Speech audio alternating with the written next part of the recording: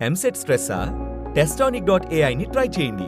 Free mock test, custom test, AI insights మరియు performance tracking కూడా. Register now.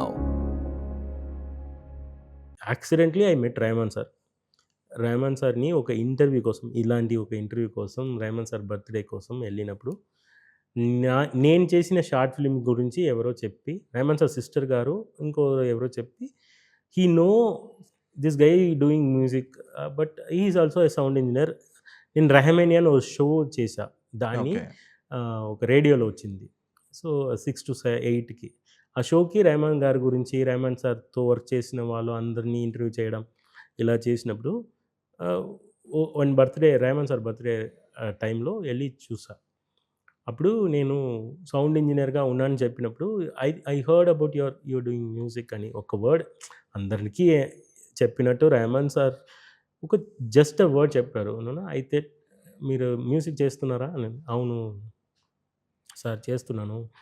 I think this is not the right time for music. I'm just still learning sir. నాకు అంత capable ఉందా తెలవట్లేదు అని చెప్పిన వెంటనే shoulder చేయి పెట్టి గో అండ్ డూ మ్యూజిక్ అని చెప్పారు. అదే దేనికొచ్చారో మీరు అది చేయాలి కదా అన్నట్టు ఏదో చెప్పారు. సార్ గారే చెప్పారు అని నేను ఆ రోజే పేపర్ పెట్టి నేను మ్యూజిక్ డైరెక్షన్ అని కూర్చుకుంటే హార్మోనియం నా ఇంట్లో ఒక పాత హార్మోనియం ఉంది. అది నా ఫాదర్ ఇచ్చినది. ఏం లేదు. కంప్యూటర్ లేదు, ఏం లేదు. మ్యూజిక్ డైరెక్టర్ అవ్వాలని థాట్ మాత్రం ఉంది. 'రోజా' మూవీ పాట ఇష్టం అంతే. వేరేం తెలవదు. రెహమాన్ సార్‌ని సౌండ్ ఇంజినీర్‌గా మీట్ పడిన ఎక్స్‌పీరియన్స్. చేసిన ఎక్స్‌పీరియన్స్. సార్ గారు చెప్పేశారు.